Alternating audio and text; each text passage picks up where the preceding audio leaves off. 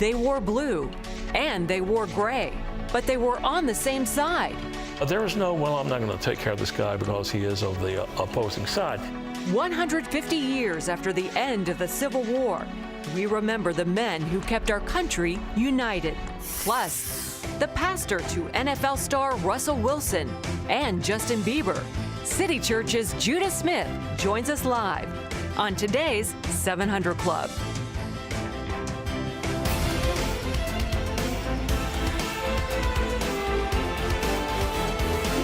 Well, welcome to the 700 Club. People have been watching the trial in Boston. This guy blew up a little kid, blew him up, destroyed him, and then maimed or killed many others. The question is it merciful that he get the death penalty? Well, that's the question facing that Boston bomber after he was convicted of terrorism. But the thing we want to show you today is he's only one of many around the world, lone wolf fanatics spreading their version of Islam. That's right. Authorities in countries from Britain to Spain to Malaysia, as well as right here in America, have been rounding up suspects who reportedly wanted to get involved in terrorism. Caitlin Burke has the story. One guilty verdict after another, 30 times the word echoing in the courtroom. A jury of 7 women and 5 men holding 21-year-old Johar Tsarnaev accountable for the worst terrorist attack on American soil since September 11th. I'm amazed and grateful. I'm glad that they took time to go through everything. That same jury now decides whether he lives or dies. The defense team's strategy to keep Tsarnaev off of death row is to argue that he fell under the evil influence of his older brother Tamerlan, an unconvincing claim for many. For myself, I want to see the death penalty. The sentencing phase could start as early as Monday and is expected to last a few weeks. But even as the victims of the Boston bombings begin to receive justice, Islamic terrorist ideology continues to be a growing threat, gaining converts around the world. In Spain, police have arrested 10 people for suspected links to the Islamic State. The arrest came after more than 300 officers conducted raids in the region of Catalonia in northeast Spain. Spanish authorities have arrested dozens of suspected jihadi militants and recruiters in recent years. Just last week, Catalonia police arrested 16-year-old twin boys who they believed were about to travel to Syria to become jihadi fighters. In Britain, 6 people arrested on suspicion of Syria-related terrorism offenses, all 6 only in their 20s. And here in the U.S., 4 men accused of plotting to recruit U.S. residents to fight for the Islamic State appeared in court for the first time Wednesday to face federal terrorism charges. Groups like ISIS continue to use Facebook and other social media to gain recruits, their methods already attracting thousands of radicals willing to fight or launch their own attacks. Caitlin Burke, CBN News. I was at a hotel in Israel that had been the scene of a suicide bomber. And it was just terrible what had happened. And people were, they're dead, they're lying maimed around the floor. The place is shot up, a beautiful hotel torn to pieces. This is somebody's idea of what? Of war? What kind of war is it against little children and women and non-combatants? What kind of war is it? Who are these monsters that do this? Well, they claim that if you see you die in jihad, according to the Quran, you will go to paradise. And you will get 72 virgins and then more virgins and more virgins, and you'll have never-ending sexual prowess. So that's the kind of stuff they're being taught. And so they blow themselves up. Young people are being recruited for this kind of nonsense, and unfortunately it's taking hold in America and England and other Western countries. That's what we said. But it's a terrible thing. And ladies and gentlemen, you need to understand the roots of it. I know we had Hershan Ali here the other day talking about her view of a reform of Islam. They don't need to reform it. They need to leave it. They need to get back to what actually is said. What did Muhammad actually say, and what did he practice, and what do his disciples think that they need to do in order to be good Muslims? This is a book called Islam, A Religion of Peace or War. But these people are maiming, killing, destroying, and blowing themselves up. What kind of religion is that? Well, in other news, we told you it was going to happen, and lo and behold, it is happening. There's no deal on nuclear stuff. The Iranians are saying, oh, by the way, we want a complete cessation of sanctions. We want this, we want that. And they're talking about an R8 centrifuge, which would be maybe 20 times more effective than the ones they've got. And they'll be processing nuclear materials so much faster. And they're going to have a bomb before we know it's even there. And they have said once they get one, they will destroy Israel. That is what they have said. But our president looks blissfully along and says, look what I have done. I have brought a deal home to our country. John Jessup has that story from our CBN News Bureau. John. Pat, as you just said, Iran's president now says he wants economic sanctions lifted immediately following a nuclear deal, or he won't sign it. President Hassan Rouhani made that announcement today during a ceremony marking Iran's National Nuclear Technology Day. Iran and 6 world powers reached a framework agreement last week aimed at keeping Tehran from developing a nuclear weapon. The deal still needs to be finalized by the end of June. Some Republican lawmakers, along with Israeli leaders, warn a nuclear deal with Iran could pose serious threats to Israel, the Middle East, and beyond. Well, 1 year after the revelations that America's sick veterans were getting sicker while they were kept on waiting lists by the Department of Veterans Affairs, a new report says that nothing at the VA has changed. That's the finding from a study by the Associated Press. The report shows some people are still waiting 1 to 3 months for an appointment, and the number of appointments that take longer than 3 months to complete has nearly doubled.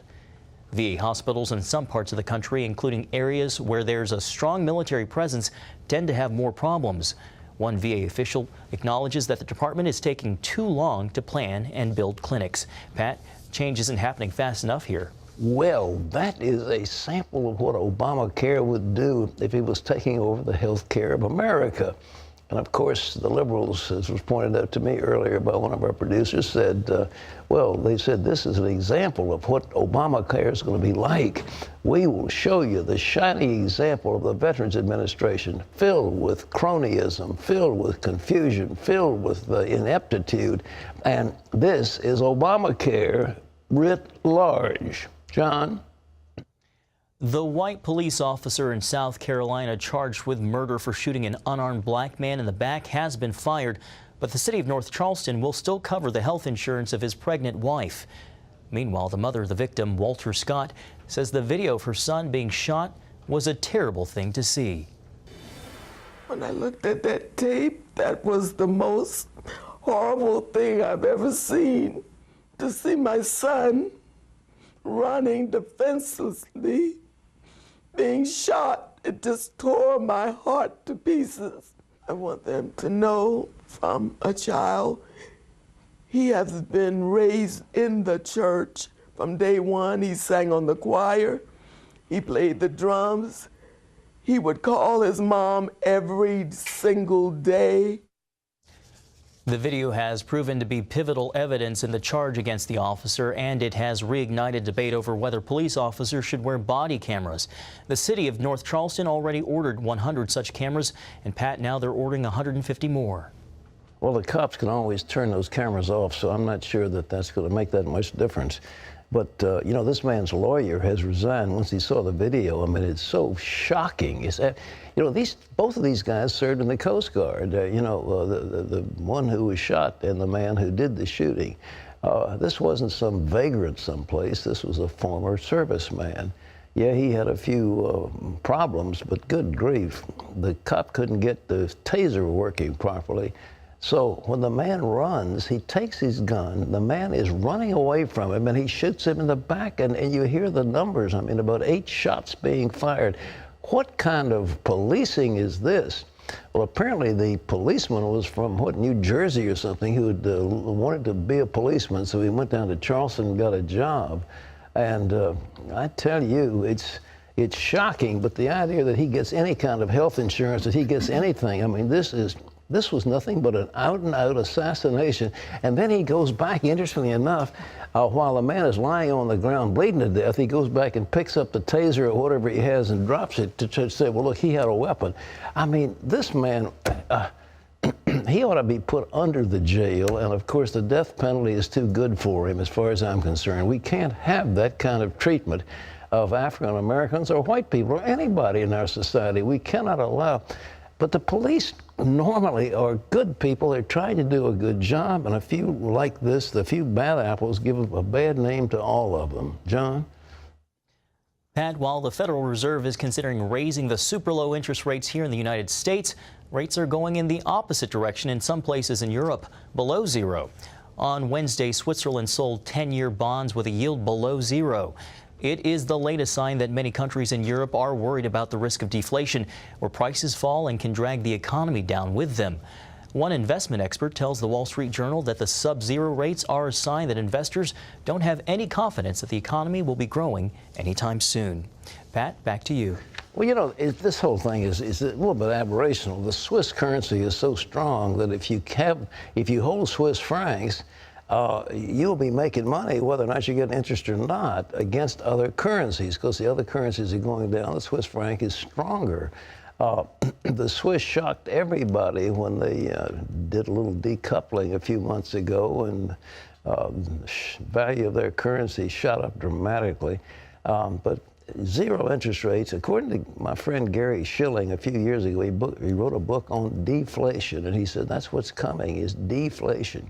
And that means really negative interest rates, and the amount of money now sloshing around is so huge. There was an article in the Wall Street Journal today, $100 billion worth of deals just settled, including that $70 billion deal about British gas. It's unbelievable because the money is so cheap. Firms can borrow at a negative interest rate or 1% or something, 1.5%. And if they can make any kind of money at all, I mean, it's like free cash being offered to them. So it's a crazy situation we've got, and the Fed doesn't know what to do. But deflation, they talk about pushing on a string.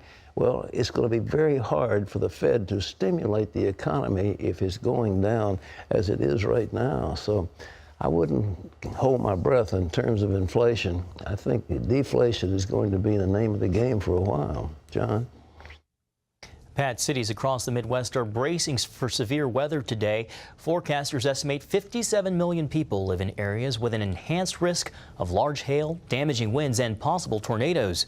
Parts of Kansas and Oklahoma reported a handful of tornadoes Wednesday. A heavy downpour across the Midwest produced flash flooding and left drivers stranded in Indiana. A 6-inch blanket of ice pellets also covered parts of Idaho. Today's worst weather will be seen from Chicago to Detroit to southwestward near Dallas. Well, people are living longer these days, and they're staying active as they get older, too. Ephraim Graham has more in this report. A Detroit woman is now listed as the world's oldest person at 115. Geraldine Talley credits God for her longevity. She told the Detroit Free Press, quote, "It's coming from above. It's not in my hands or your hands." A family friend says Talley's mental state is, quote, "very sharp." And here's a woman who demonstrates you're never too old to try something adventurous. Georgina Harwood recently celebrated her 100th birthday by skydiving in Cape Town, South Africa. The spry centenarian even operated the controls as she drifted to the ground. This wasn't her first time. She started skydiving at age 92. Even this jump seemed to be a little bit different from the previous ones, and it was wonderful. Give me some more adjectives and I'll add them on. As if that wasn't enough, she continued to celebrate her 100th birthday by swimming in a shark tank later in the day with her great-grandson. Ephraim Graham, CBN News. Pat, we know you recently celebrated your 85th birthday here in Washington, D.C. Did you do anything adventurous as well? I've done enough adventure. I didn't do it in the last few days, but I've done plenty before, including running a NASCAR race car around the track, 30 laps in Charlotte. I've done a few things. No Shark Tank for you, though. Not on your life, but I ride horses and stuff. That keeps me youthful. But I tell you, folks, the biggest segment of the population right now are people over 80. I mean, the folks are just going older. Why? We've got tremendous medical care in this country. People used to die of cancer. Now they take care of cancer. People used to die of other diseases, you know, even infection and inflammation and things like that. I mean, they take the teeth out and they fix people and whatever you've got. I feel I've got so many spare parts you can't believe it. I mean, they kind of like an old car. You put a new transmitter on them, a transmission, and you put a new distributor cap, and you just keep on going down the road. And so, but I tell you, we're going to see 80s become the new 70, and 100 is, you know, but I was reading the Bible. It said anybody who dies short of 100 will be figured to be accursed. It says in Isaiah, read it. You know. Need to share that with Dee Dee then. Well, Dee Dee doesn't want to do it. I say, honey, you've only got a few more years. Let's go to 100. Oh, my friends won't be around. We'll get younger friends. All right. Well, speaking of living longer, up next, we're going to meet a woman who's 100 years young, and she's still going strong. I've given myself to the Lord, and I've left myself in His hands, and I have trust, and I have been very, very well taken care of. We'll get her secrets to a long life when we come back.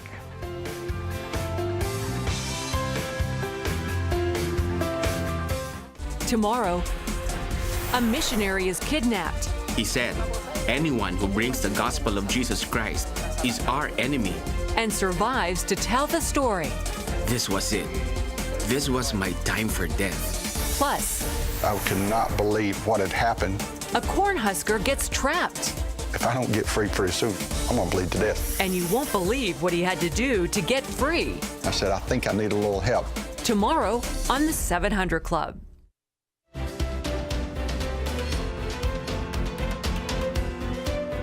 Okay, you want to live longer? You want to live longer? Well, there's some simple clues that you can have. Most health problems here in America stem from three simple things.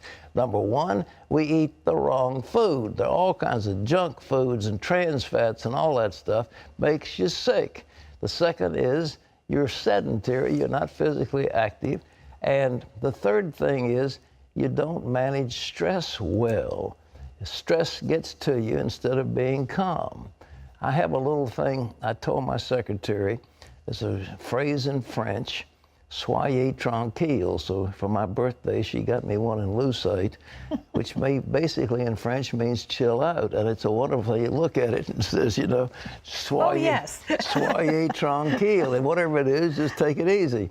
All right, well, the Seventh-day Adventists apparently have found the secret. They avoid all of those problems. So it's no surprise that Seventh-day Adventists live 10 years. Get that, 10 years longer than most Americans. Our Laurie Johnson brings us this remarkable story. At age 100, Benita Williber still has a healthy mind, body, and spirit. I've given myself to the Lord, and I've left myself in His hands, and I have trust, and I have been very, very well taken care of.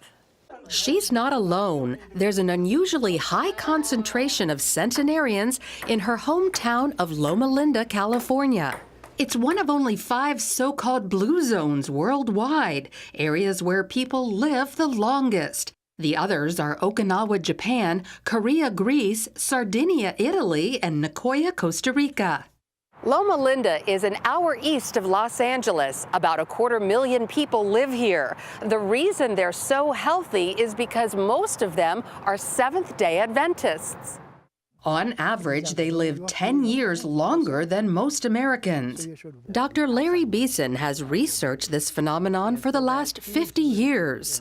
Adventists have approximately the same proportion of people who die of cancer, heart disease, or stroke, but the age that they get diagnosed is much later. They strongly adhere to the belief of respecting the human body as a temple of the Holy Spirit. That means no alcohol, no tobacco, and following a plant-based diet. In Christianity, we have the Holy Scriptures. What God said from the beginning, you should eat. He gave us the nuts and the grains and the herbs that He placed in the earth. And He said, you will do better if you subsist on that type of thing. What has your diet been throughout your life? Vegetables. My sister liked fruit. Well, I do too, but vegetables had priority, and I like them raw. Many Adventists, like Benita, are total vegetarians. Others will eat a little dairy, while some occasionally consume fish. And there are those who eat small amounts of poultry and beef. These choices lead to different health outcomes. The more flesh foods you eat, the more Alzheimer's, the more heart disease, the more cancer, the earlier the death occurs. We're going the other direction as people move toward the removing flesh food from the diet. There tends to be a delay in the onset of the diseases. Diet isn't the only factor in these longer lives. Seventh-day Adventists strictly observe the Sabbath. Every Saturday, they rest to recuperate from the week and recharge for the one ahead. Also, to spend time with friends, family, and God. Stuart Hardy, who pastors one of the world's largest congregations, says resting on the Sabbath includes abstaining from electronics. Any of those things that kind of take you back into work, you try and avoid those things. Now, it's not like it's a rule, but when you think about it, if there's anything that you're involved in during the week, if you go back to that, then you're not really taking a break from it. I feel that rest is one of the most important things in aging. That if you rest, then you can get up and gallop. Medical research confirms stress kills. Science has always kind of had some kind of tension with religion, particularly in contemporary society. So it's great to be able to read something in the scriptures that suggests what we should do, and then science is not only affirming it, but even giving us more specific understanding of why it benefits us so much. Exercise is also a priority. Throughout her life, Benita was extremely active. Now she walks every day, but admits she doesn't have the strength she once did. It is subsiding, and that's the way God had intended for people to be, and so I accept that too, even though I don't like it. Adventists are able to stick to their healthy lifestyle because they're surrounded by others living the same way.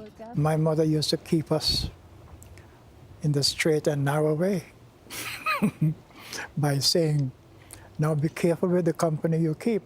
Because if you keep a certain company, strange enough, it has an influence upon you. So look to the Seventh-day Adventists who live an average of 10 years longer than the rest of us. They exercise and observe the Sabbath. They avoid alcohol, tobacco, and meat, all within a social network that reinforces that behavior. Lori Johnson, CBN News. How about that? Well, ladies and gentlemen, the Bible says in Proverbs, a merry heart doeth good like medicine. And I tell you, people that have a positive view of life just have a tendency to live longer. And Jesus said the Sabbath was made for man, not man for the Sabbath. We need a day of rest. And societies that go 7 days a week, 7 days a week, 7 days a week, they're burning out. And we're having a burnout society. People are on Prozac and various other kinds of tranquilizers because there's this frantic pace. You've got to keep up. You've got to keep selling. You've got to keep earning. And the other thing is everybody's online. They're all hooked in. And the best thing is to unhook, unplug. I don't do this email stuff. I mean, come on, the email, what a nonsense. People just, well, what did you do today? Well, I went out to the store. Well, I went to the store too. You've got to answer that nonsense. I mean, come on. get your mind free about more important things, meditate on the Lord, and God will keep you healthy. You know, Terry, we've got what's called a pineal gland, the little gland that's kind of, you know, in the brain. Well, it regulates lifespan. Really? Yeah. And there's something that is called melatonin that puts it makes you sleep, and when you sleep, it kind of, you know, makes the pineal gland behave itself. But sooner or later, the pineal gland wants to get you. I mean, it's setting out to do it, and it gets to the point and says, you're not reproducing anymore.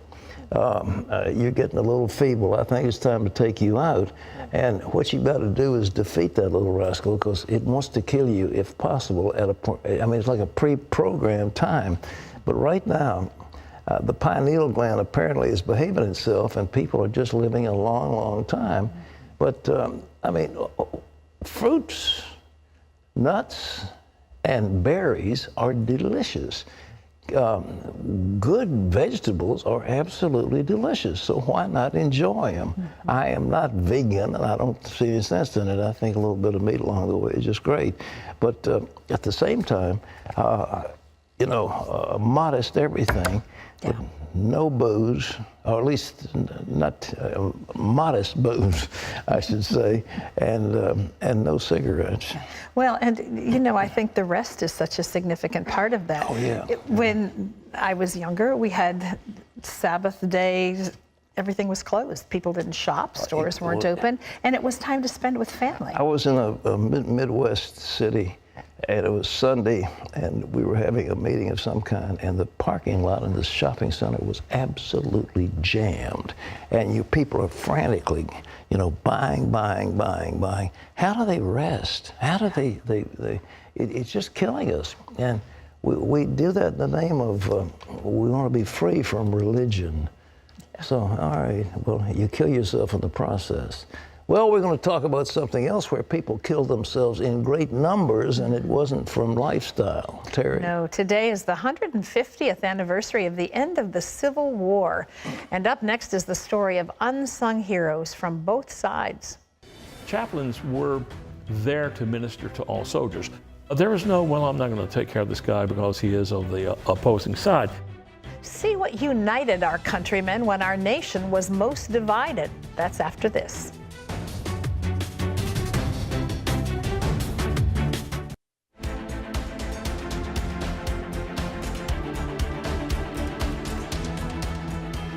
A date, April 9, 1861. What happened then? It was the end of the bloodiest war in American history, and the war that was the most divisive. 1 in 4 soldiers who went off to the battlefields of the Civil War never returned home. And through it all, a group of unsung heroes risked their lives to minister to those on both sides of that awful conflict. Andrew Knox brings us their story. 150 years ago today, Confederate General Robert E. Lee surrendered the Army of Northern Virginia to Union General Ulysses S. Grant here at McLean House in Appomattox, Virginia.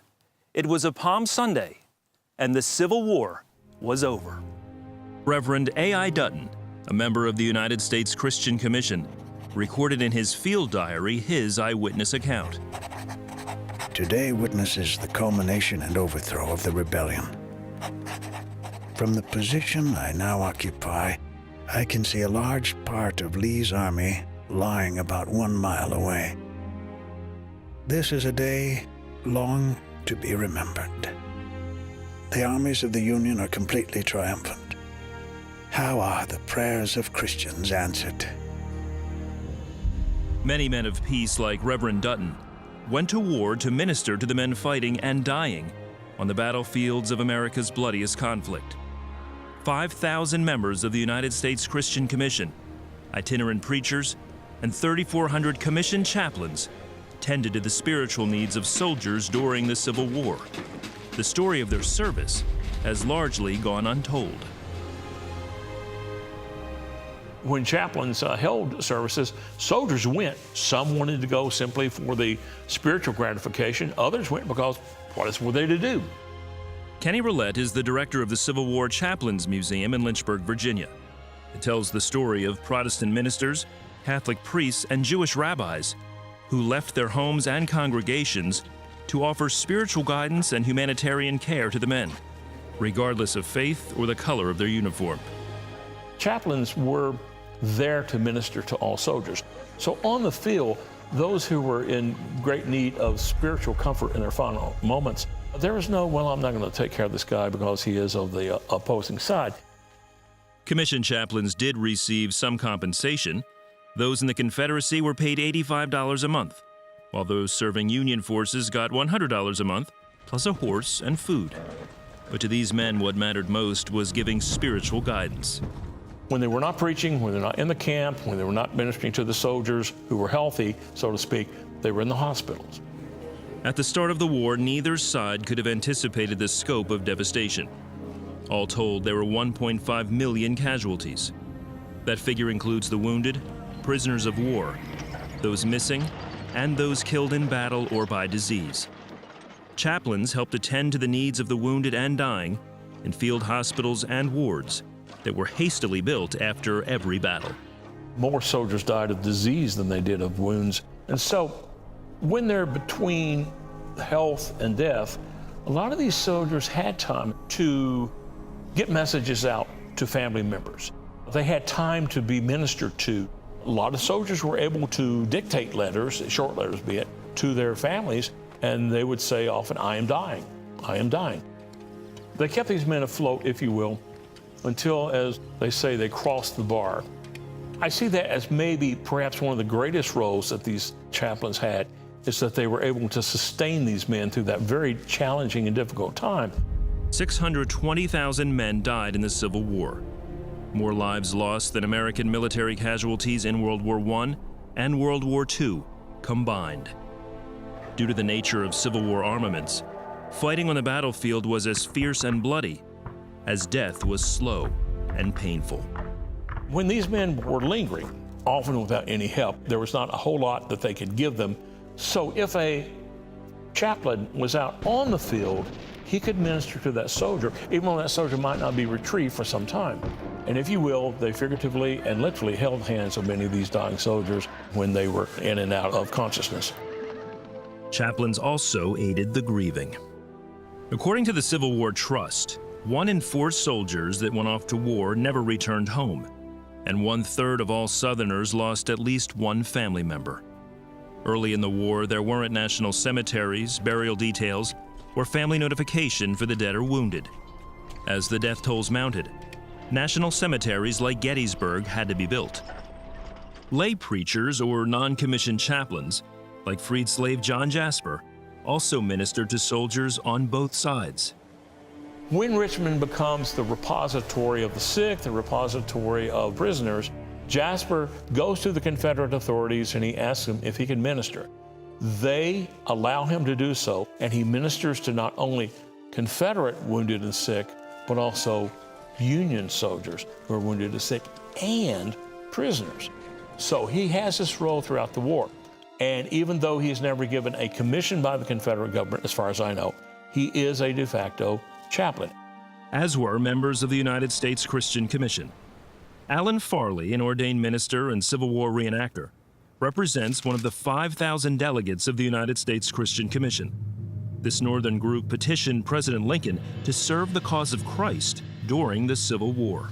He wholeheartedly approved it. No monetary remuneration whatsoever, and they ministered. They did not take the place of a chaplain unless there was not a chaplain.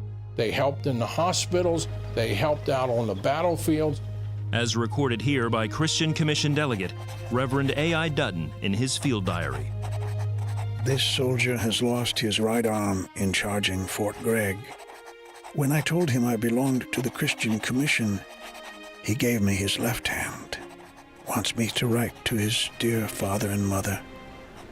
Note, soldier not a Christian. They showed the cause of Christ, the love of Christ. And these men had a calling from God, and they had a commission from God. They printed over 34 million pages of gospel tracts to give to the soldiers. They printed pocket hymnals. They printed pocket New Testaments. They smuggled through the line tens of thousands of New Testaments to the Confederate States Bible Society so that the Southern men could have the Word of God. The good work of these Civil War chaplains, if not lauded in the pages of history, is celebrated in heaven. What a tremendous legacy, but isn't more hell? Isn't it awful? This was the most awful bloodletting. We think of the terrible losses in World War II and World War I, but it was nothing compared to the United States Civil War. 1.5 million casualties. Unbelievable. But thank God for those men who were willing to risk life and limb to go and minister to the dead, the dying, the wounded, and to bring comfort to their families. I mean, God bless them. They're unsung and unheard of. As a matter of fact, I must say this is the first time I've heard anything about them. Probably Beautiful many piece. of you as well. Huh? Beautiful piece. It is. All right. Well, still ahead, he's Justin Bieber's pastor, and he's best friends with Russell Wilson. Judah Smith of Seattle City Church joins us, and that's coming up.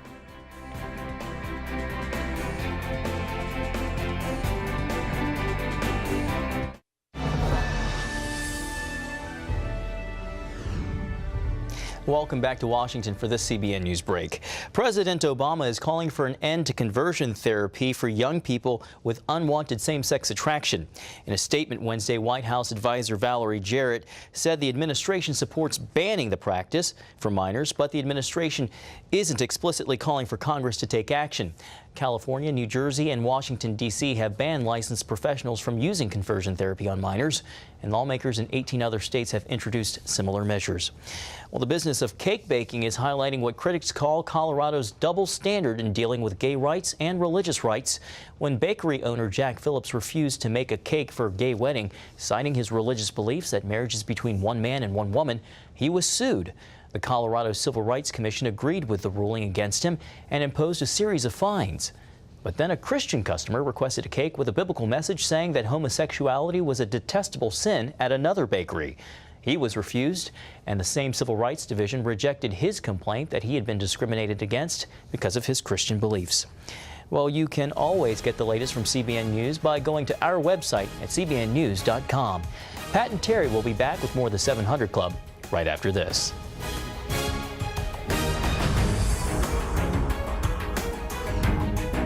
Tomorrow, a missionary is kidnapped. He said, anyone who brings the gospel of Jesus Christ is our enemy. And survives to tell the story. This was it. This was my time for death. Plus, I cannot believe what had happened. a Cornhusker gets trapped. If I don't get free pretty soon, I'm gonna bleed to death. And you won't believe what he had to do to get free. I said, I think I need a little help. Tomorrow on the 700 Club. Life is, if I were to ask you to fill in the blank, what would you say? Well, our next guest filled an entire book with his answer. Before we meet him, take a look at this. He's Justin Bieber's pastor, NFL quarterback Russell Wilson's friend, and pro golfer Bubba Watson's longtime confidant. But Pastor Judah Smith's influence doesn't stop with celebrities. He captivates a slew of Twitter followers and his megachurch congregation by bringing light to difficult spiritual topics. In his newest book, Life Is, Judah tackles yet another deep spiritual question: the meaning of life in a relatable way. Welcome to the 700 Club, Judah Smith. Judah, so wonderful to have you here. Thank you. Thanks for having me. Is it difficult to have your name always followed by pastor of Justin Bieber, friend of Bubba Smith? Well, it's most of the people I pastor are not celebrities, just to be clear. Just to be clear. How did you wind up having this kind of close relationship with people who are in the limelight? It all happened really organic, and in every relationship that I have, it's a friend of a friend. Or Justin actually was at a conference I did in Toronto when he was 8 years old with his mom, and liked what I had to say and used to put himself to sleep with my tapes. Well, they mentioned that you have significant numbers of followers online. You got a church of 7,000, 50,000 listeners to your online sermons. Is it 300,000 Twitter followers? What do you think it is about the message you bring that is so compelling to people?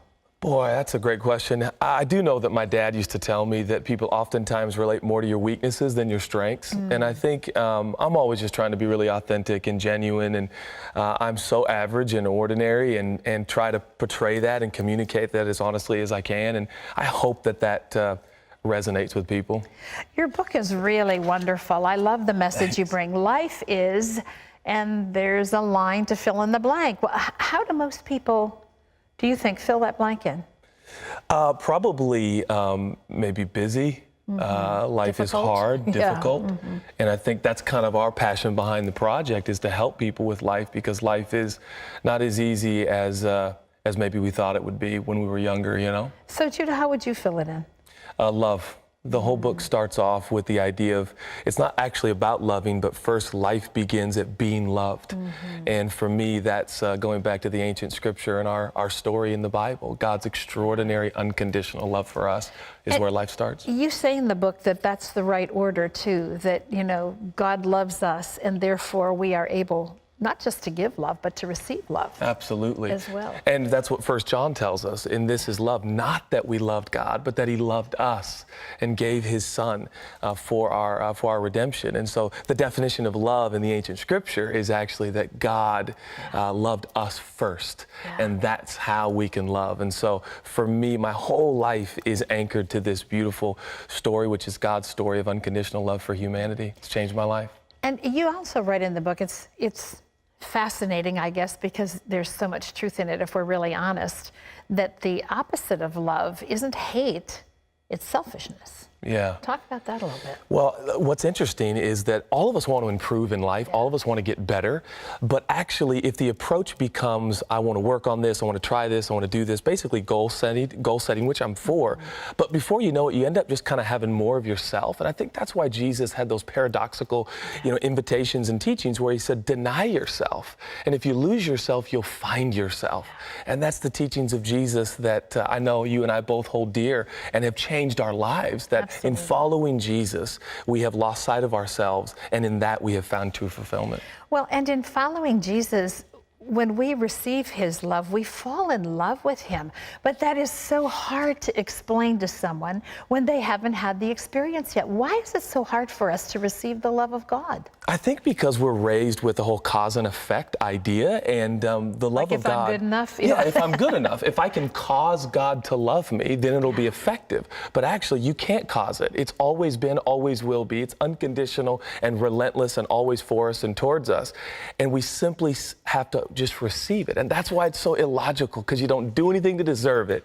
The challenge is, can I actually believe and receive that I am loved without conditions? Well, and then there are so many people, because of the very thing you're talking about, that can't accept that God could love them because they feel like they fall so short of the mark. They try to get through something they're struggling with in a sin area of their lives, and they fall and they fall and they fall. And how could God possibly love me? What do you say to them? Well, I think that's the beautiful story of the gospel. John 3:16 kind of answers that, doesn't it? Yes. For God so loved the world. In the original language, that's this idea of agape, which is God unconditional love. But the word world there is the sinful system and the people in it. God loves broken people. God works with damaged goods. So if you're broken, you're damaged. Yeah, I mean, look at us. No offense, but look at us. I'm with you. I'm with you. God works with ordinary, average, broken, troubled people. And this is our story, and we've got to get the story out of how gracious and good God is. And so I would encourage anyone, if they feel so distant from God, that, boy, he's not distant from you. So where does one begin that journey? I mean, if you haven't experienced that radical, life-changing, overwhelming, amazing love of God, and you're wondering, it's great for everybody else, but God couldn't love, where do you start? I think one of our desires, even with this project, the blank exists to create some conversation. I think Christians are known for monologues and not so much dialogue. And I would hope that someone maybe that's very unfamiliar with Jesus' story, to have a conversation with maybe those in their world or in their space that maybe are more familiar, and start down the journey of tell me more about the love of God. And then, of course, I would encourage to go to the book itself, and maybe start in the book of John and really learn about God's love for you. But a conversation with with a friend is so important. Boy, it really, really is. I love the subtitle, God's illogical love will change your existence. It's all about that, isn't it? It's a purpose for which we're here, actually. Absolutely. If we miss it, how sad, how sad.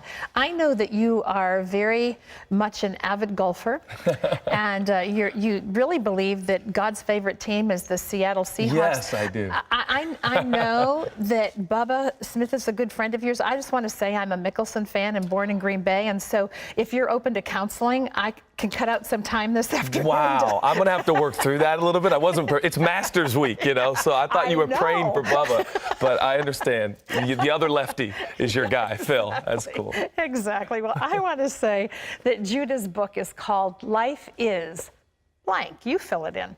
And it's available wherever books are sold. This is a wonderful conversation starter. It's a wonderful confirmation if you know the love of God. And if you don't, it's a great place to start. Very encouraging. Judah, thank you so much. Thank you, Terry. Wonderful, Thanks so much. wonderful book. Pat?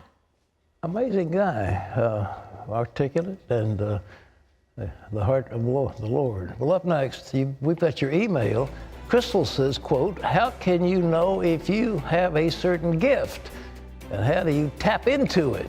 Stay tuned for the answer when we bring it on.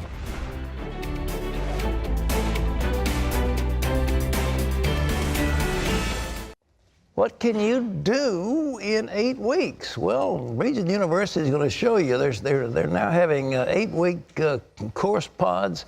There are over 70 different course majors, concentrations in Regent, all fully accredited and transfer friendly. I mean, if you've got some transfer credits, you can transfer them to Regent, or if you've done something in life that is kind of special, you can get credit for the work you've done. So keep in mind, Regent University, it's on your screen. That's the number you can call. And people are there who care about you, and they're enrolling right now for this summer and also for the fall semester. But every 8 weeks, another cohort comes through, and you can join that and be right on time. You don't have to wait for months and months and months. So Regent University, Regent EDU online, America's the world's preeminent Christian graduate university. All right? Well done, Mr. Chancellor. Thank you, ma'am. Let's bring it on with some email questions. Okay, this is Crystal, Pat, who says, how can you know if you have a certain gift, and how do you tap into it? Well, something will happen. You begin to feel in your heart. You know, in the old days, we used to sort of practice the presence of God, and somebody said to me, well, you've got the interpretation. I didn't think I did, but somebody brought a message in tongues, and I brought the interpretation. The next thing you know, I was moving in prophecy and interpretation. If you feel somehow compassion in your heart, you reach out and pray for somebody, and the person gets healed or has an answer to prayer, and suddenly you begin to realize. But you sort of flow into what's natural. You do what's natural. Doing what's natural comes, easy. This is John, who says, I am a Christian and a member of the 700 Club. A friend of mine is a member of Scientology and tells me that taking classes from Scientology will make me a better Christian and a better person. I'm taking a course right now in Scientology, and it is very interesting. However, I do notice how controlling the supervisors are, and I'm getting fearful of them. What's your opinion about Scientology? Well, there's a recent expose on television about Scientology. They have been involved in countless lawsuits against the IRS and the government. They are controlling. They make a demand on people's money. And the fellow who started it, L. Ron Hubbard, I think is now dead. But it's a spooky system. And if I were you, I'd stay as far away from it as I possibly could. I would classify it as a cult. And it's a dangerous one because they don't like people criticizing them, and they go after people brutally. Yeah. This is a viewer who says, should parents control an adult child's 18 and up relationships, even if the child still stays with them? I love the guy I was dating, but my parents don't want me to see him and don't like him. What should I do? You know something, in India, the parents choose the spouse for a child, and I had some Indian students at Regent who were just extolling the virtues of that, about how wise their parents were and that they thought that they had better judgment. I tell you, your mother or your father can see things about that guy that you think is so handsome and so attractive that would be a warning sign. You need to listen to them. You really do. But there comes a time that adult children can't be controlled by their parents. You've grown up and you've left home. But honor your mother and father. Give weight to their opinions, because mom and dad have been there, and if they really love you, they'll see danger down the road that you don't see. Okay, this is Lisa who says, why do we say, lead us not into temptation in the Lord's Prayer? Would God really try to lead us into temptation? And if so, why? There's a thing called the Braid Scott translation, and that says, let us not be sifted. And I think that's what the Lord is talking about, is being sifted. Jesus said to Peter, Satan has decided to sift you like wheat. And what the Lord is saying as you're praying, don't let us be sifted, and don't let us be put in a position where we'll break under the strain. Keep us from breaking, is what he's saying. Give us the strength to overcome. But God isn't going to lead you into temptation. God isn't going to solicit you to sin. No way. Okay, this is Paul, Pat, who says, what happens when the Lord doesn't put a woman in one's life? I'm 52 and never had an opportunity to be married. Why should I have to burn in hell just for thoughts when the Lord hasn't lifted a finger to help me? I think it's very cruel. Come off it. The Lord hadn't brought you a woman. I mean, go get your own woman. I mean, why do you think God's got to get you one? I tell you what, there are a heap of ladies around who just yearning to find a good man to be a husband. They're all over. And what you need to do is to go where they are. You know, don't just sit around waiting and say, oh, God, send me a spouse, and then, quote, I've got nasty thoughts and I'll burn in hell if I don't get one. I mean, please. I mean, there are all kinds of contacts. There are places. And there are dating sites, by the way, now online, and there's something called Christian. You're matched with people who have the same interests. And there's something called Christian Mingle that has 5 million people. And so there are a lot of people your age who would be compatible. So look around and don't be blaming God. All right? That's all the time we have for today. Okay. Well, we leave you with today's Power Minute from Matthew 17, quote, if you have faith the size of a mustard seed, you will say to this mountain, move from here to there, and it will move, and nothing will be impossible to you. Well, tomorrow, we've got a heart-stopping story of a farmer whose hand was caught in a corn mass husker. Whoa! See you tomorrow. Bye-bye.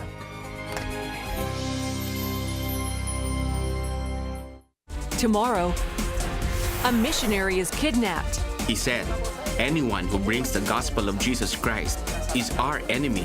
And survives to tell the story. This was it. This was my time for death. Plus, I cannot believe what had happened. a Cornhusker gets trapped. If I don't get free pretty soon, I'm going to bleed to death. And you won't believe what he had to do to get free. I said, I think I need a little help. Tomorrow on the 700 Club.